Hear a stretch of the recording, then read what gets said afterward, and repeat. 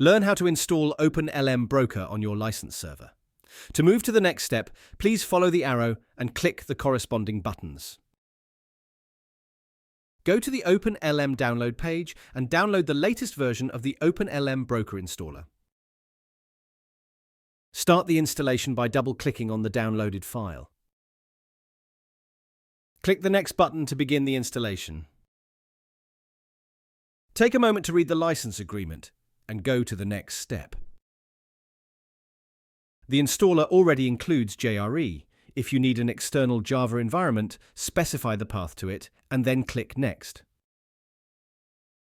Select the installation path or accept the default installation path and click Next. Wait for the installation to complete. Installation is complete. Click the Close button and the broker's web interface for configuring its operation will open automatically.